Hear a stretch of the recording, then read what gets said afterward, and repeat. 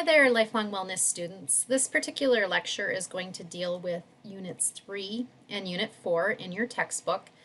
And in those particular units, we are going to give a brief overview of the 5 health-related components of fitness, and then also take a look at the FIT principle as it relates to each one of those health-related components of fitness.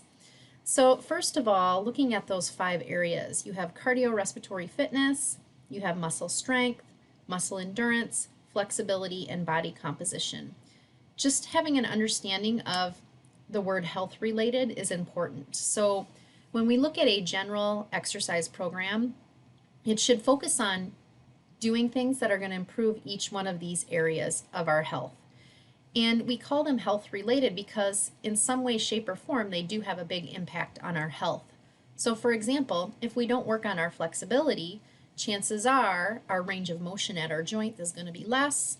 We might have misalignment at our joints, which in turn can lead to injury and even a lot of pain. So each one of these areas can impact our health in a positive or a negative way. So that's why an exercise program should really focus on doing activities to improve each particular area.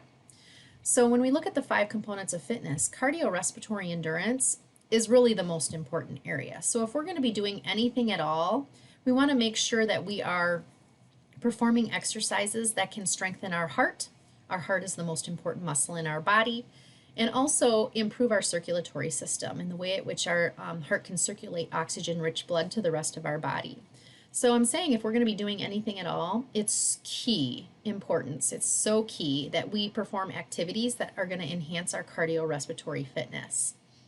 Muscle strength and muscle endurance, on the other hand, kind of fall under that umbrella of muscle fitness. And the stronger our muscles are that support our joints, the less incidence we have of injury.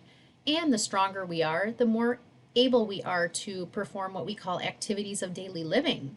Just simply picking up a heavy box and putting it on a top shelf at home is an example of how we use muscle strength and muscle endurance.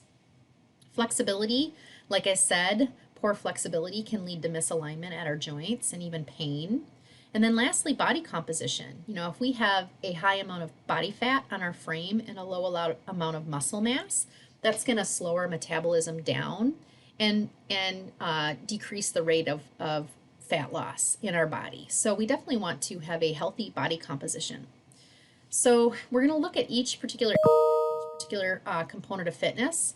So like I said, first of all, looking at cardiovascular endurance, that's your heart and your lungs' ability to deliver oxygen and nutrient-rich blood to your working muscles. So your heart, like I said, that cardiac muscle is the strongest or the most important muscle in your body. And so the best way that we can improve that muscle is by doing aerobic exercise. Aerobic exercise is something that's nonstop, it's continuous, it's rhythmic, and it elevates our heart rate for an extended period of time. So when we look at each health-related component of fitness, we also want to look at the FIT principle. The American College of Sports Medicine developed this principle in relationship to each health-related component. So it's basically giving us a prescription. So when you go to the doctor, they give you a prescription for medicine to get better. Well, here's your prescription for exercise that you should be following on a weekly basis. So the F in the FIT principle always stands for frequency. How many days a week do I need to do this type of exercise?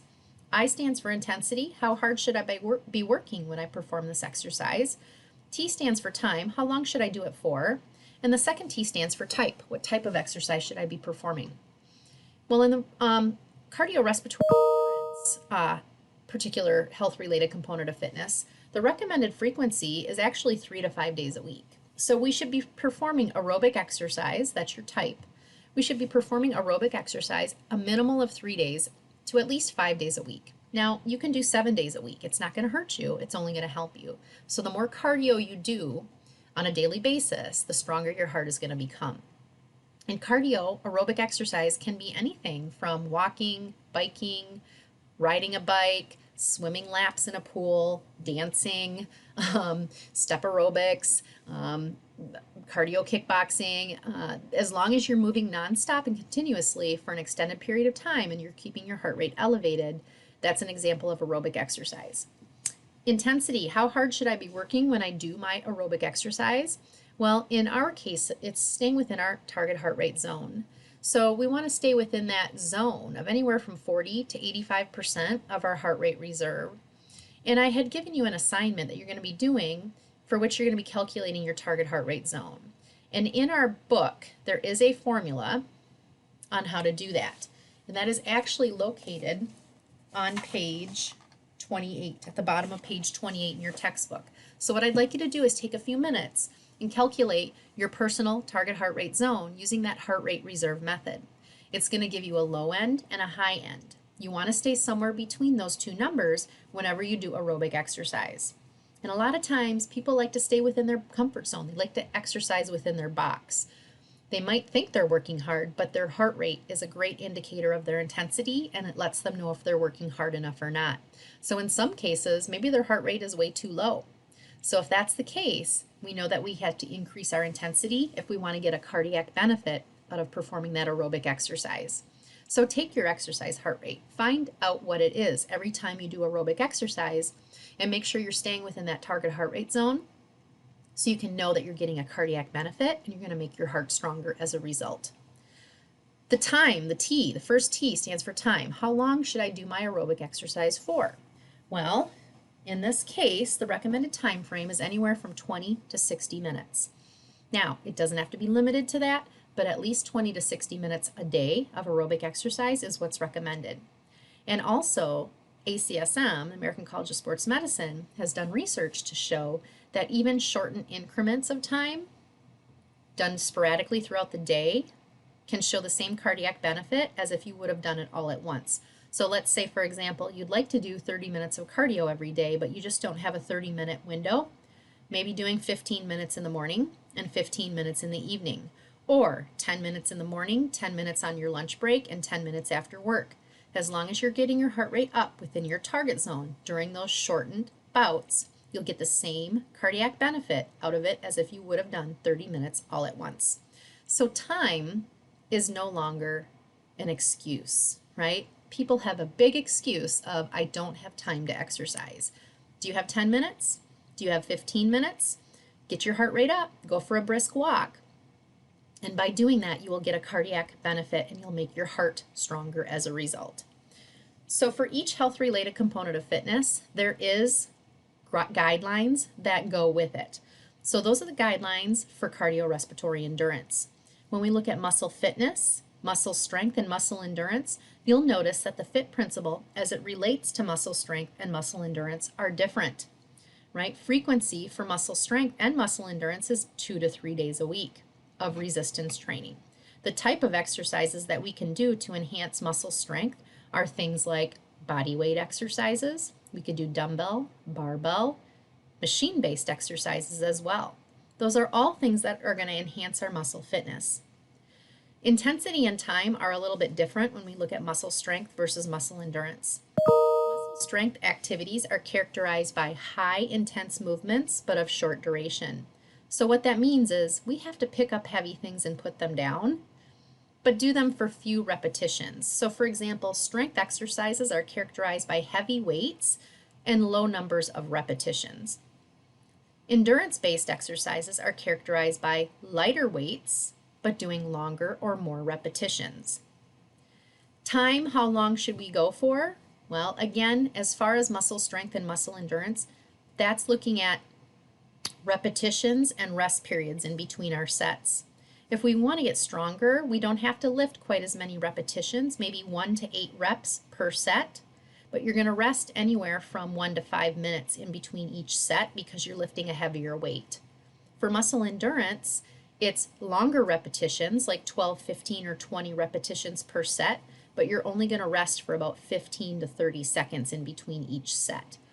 So when we look at strength versus endurance, there's a whole rhyme and a reason to our training, and we want to make sure that we set appropriate goals for ourselves and train for those appropriate goals. Flexibility, on the other hand, that fifth health-related component of fitness, refers to the range of motion that we have about a joint. So poor flexibility, like I said, can lead to stiffness, misalignment, and even pain at our joints. So a great way to enhance our flexibility is by doing static stretching. Static stretching is where we take a stretch and hold it for an extended period of time, anywhere from say 10 to 60 seconds. So when we look at that FIT principle as it relates to flexibility, we want to do static stretching, that's the type. For frequency, we want to stretch at least 3 to 5 days a week. For intensity, we want to stretch to the point of mild discomfort. It should not be painful, okay, so don't overdo it. And then for time, we want to hold each stretch anywhere from 10 to 60 seconds. And then lastly, when we look at body composition, that fifth health-related component of fitness, I always tell students if you're doing all of the above, you're going to help achieve a desirable body composition. So if you're doing your aerobic exercise for cardiorespiratory fitness for 3 to 5 days a week, 20 to 60 minutes, you're keeping your heart rate up in your target zone, that's going to help to decrease fat weight. If you're doing your muscle strength and muscle endurance exercises using body weight, dumbbells, barbells, machines, okay, that's going to help to maybe increase your muscle mass and even your bone density somewhat, and even in turn decrease your fat weight.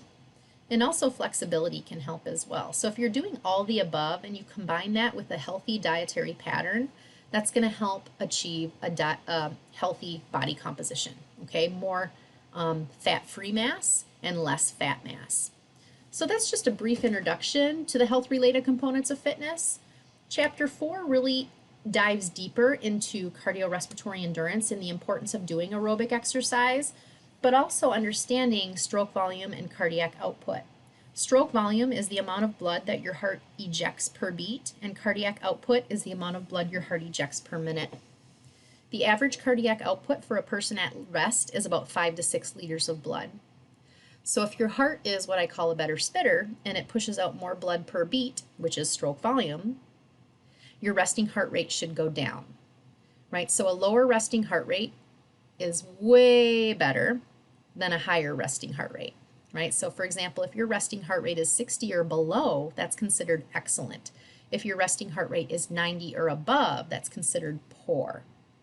So if it's 90 or above, that's basically saying that your stroke volume is low, meaning your heart is not pushing out a lot of blood per beat, therefore it has to beat more times in a minute to circulate that 5 to 6 liters of blood every single minute.